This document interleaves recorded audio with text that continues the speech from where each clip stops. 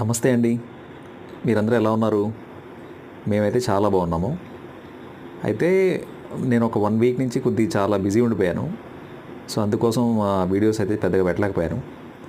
So, ఈ వీక్‌లో మనము కొద్దిగా సంక్రాంతి ఆర్డర్స్ ఇవన్నీ ఉండడం వల్ల కొద్దిగా బిజీగా గడిపాము. ఈరోజైతే మీకు ఈ వీడియోలో అరిసెలు ఎట్లా చేస్తున్నామో చూపిస్తాను.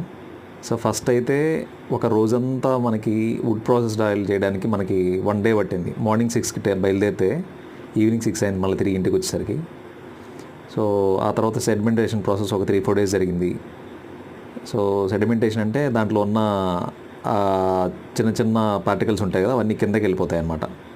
సో, ఆ ప్రాసెస్ని కొద్ది రోజులు ఎండలో పెడతాము. సో, అట్లా అదొక 3-4 డేస్ జరిగింది. ఆ తర్వాత మనము ఇవన్నీ చేస్తూ ఉన్నాం, స్నాక్స్ అన్నీ కూడా చేస్తూ ఉన్నాము, పిండి వంటలన్నీ. సో, దీంట్లో అయితే ఆ తర్వాత ఆ ఎల్లో కలర్లో వచ్చింది చూసారు, అది అట్లా ఉంటుంది వుడ్ ప్రాసెస్డ్ ఆయిల్. సో, అదంతా కూడా మనం న్యాచురల్ ఫార్మింగ్లో చేసిన పప్పుతో చేసాము. ఆ తర్వాత ఈ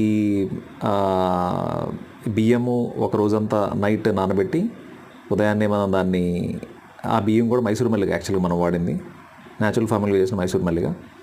సో, దాన్ని ఉదయాన్నే మళ్ళీ దాన్ని ఆరబెట్టి దాన్ని వెంటనే పిండి చేపించి తీసుకొచ్చి మళ్ళీ బెల్లం, న్యాచురల్ బెల్లంతో బెల్లాన్ని నల్లగొట్టి దాన్ని వడగట్టి, అంటే కొద్దిగా వెయిట్ చేశాక దాన్ని వడగడతాం అనమాట.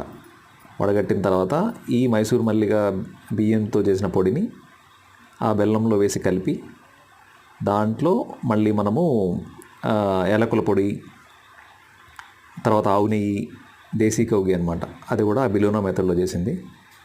సో, అవన్నీ వేసి బాగా పిండి తయారు చేసి దాన్ని మళ్ళీ ఇప్పుడు ఆ నువ్వులు, తెల్ల నువ్వులు, అది కూడా న్యాచురల్ ఫార్మింగ్లో చేసిన తెల్ల నువ్వులు. సో, దాంట్లో మనము ఒకసారి డిప్ చేసి దాన్ని ఇట్లా ఈ ప్రాసెస్లో మనము ఆ రౌండ్గా చేసాం కదా, దాన్ని ఒత్తి ఇట్లా మనం చేసాం చివరికి అట్ లాస్ట్. సో, ఇదండి న్యాచురల్గా ఫార్మింగ్ చేసిన ఇంగ్రీడియంట్స్తో చేసిన అరిసెలు.